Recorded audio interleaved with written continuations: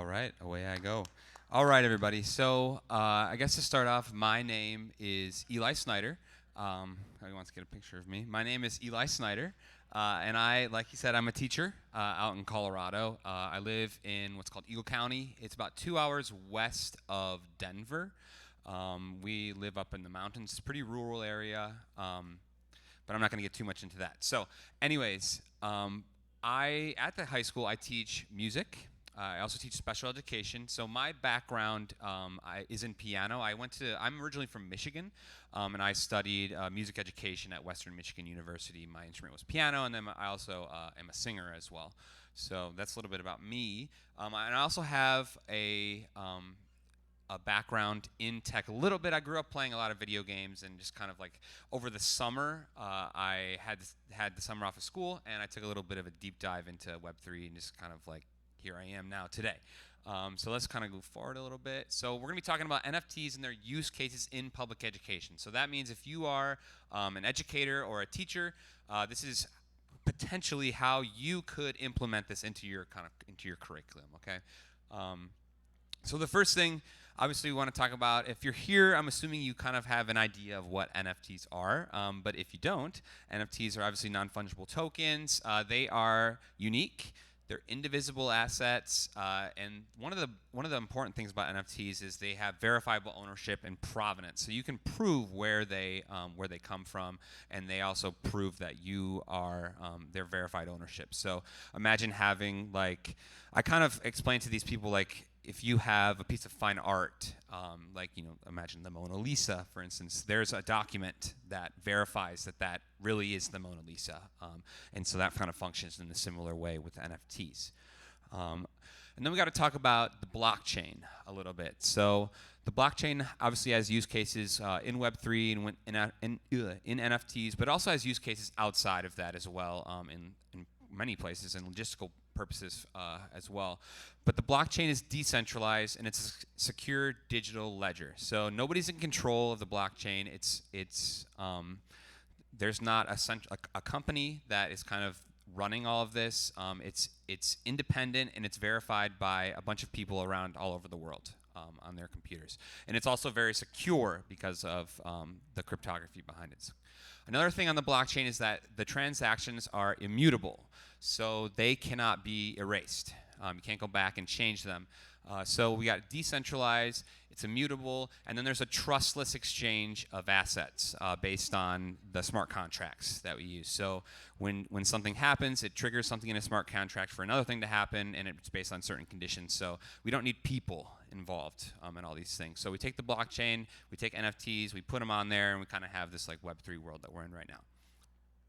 All right, so I talked a little bit about this on Wednesday, actually. So one of the things, probably the most obvious use case for NFTs in public education is this idea of digital certificates and for student recognition.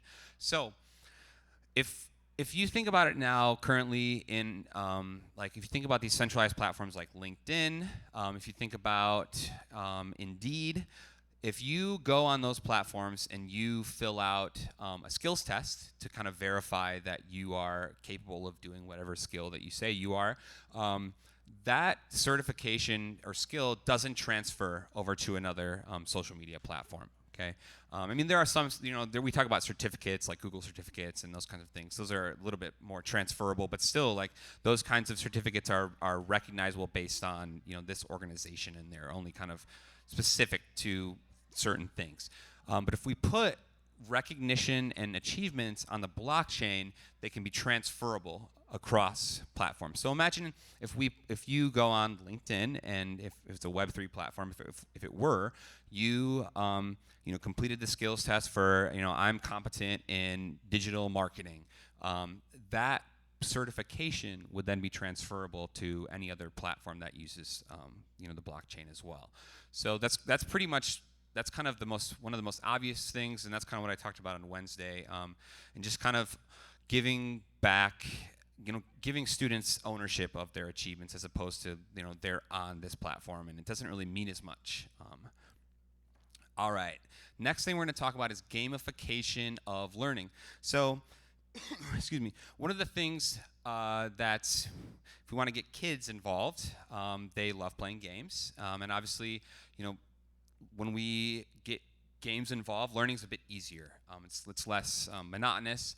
And so obviously one of the things that we can do with that is use NFT-based rewards for educational tasks. So if you know, complete an assignment in your science class or your math class, and you're the first person to do it, you might get some kind of reward, which, you know, kind of has intrinsic value of just for, it might not have like actual monetary value in that sense, but it's kind of like a bragging right for students, which is something that will live on the blockchain forever for them.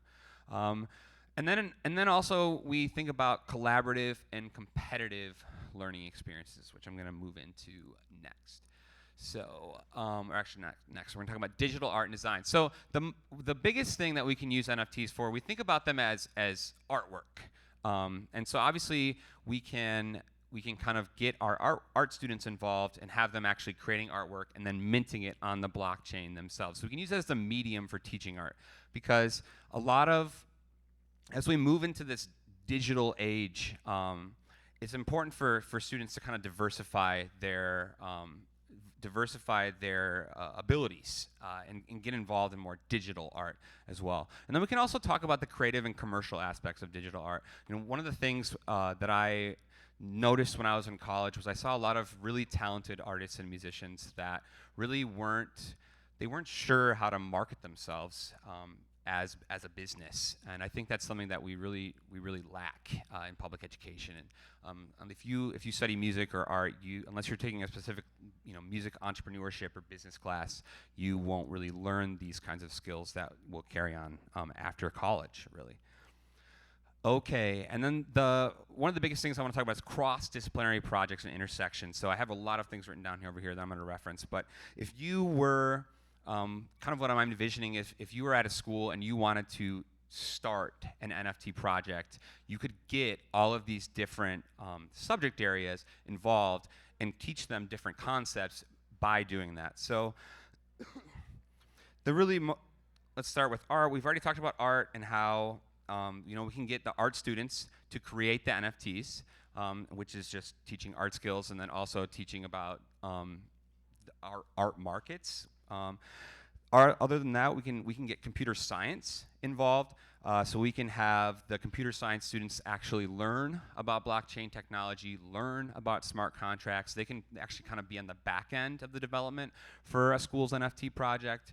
Those are kind of ways that we can like kind of get these newer programming languages into students' minds. Another thing is we can do is, as far as economics and finance classes, we can actually analyze, you know, the market value of the school's NFTs, develop a pricing strategy and a marketing plan for promoting these digital assets. I mean, these are kind of things where we're already teaching these things in marketing classes, but this is something that like has a real world application to it, where, you know, eventually we'll be able to potentially sell these NFTs, right?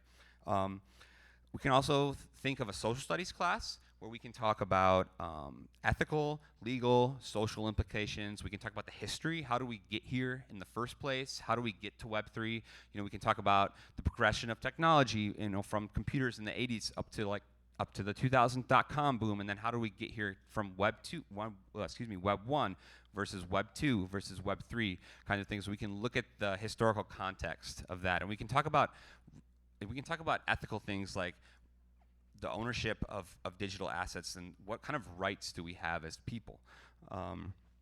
Another thing we can talk about is business and entrepreneurship. So the business students can actually develop the plan for, you know, an NFT project. They can talk about revenue generation, strategies, and they can kind of develop the roadmap.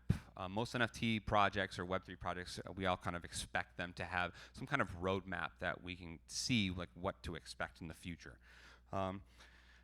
Second to last, we got mathematics. So these are one of the biggest things involved with markets is statistics. So we can use the actual markets to teach students statistics in our math classes as well.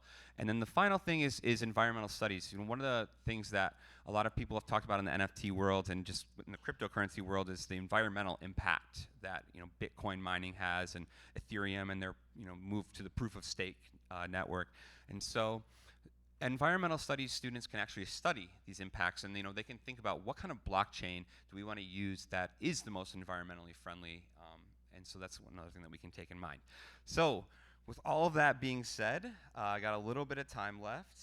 The last thing I want to talk about is fundraising. So with all these things in mind, if you kind of take this NFT project across all of your subject areas at your school, the biggest thing is we can actually take this and monetize it. And schools, as I'm sure a lot of you know, our schools are always looking for funding, and this could be another kind of method to bring funding in. So, all right, everybody. My name's Eli Snyder. If you want to follow me on Twitter, you can see down the bottom left, my handle's Lockfryer. But thank you for your time, and yeah. All right, thank you.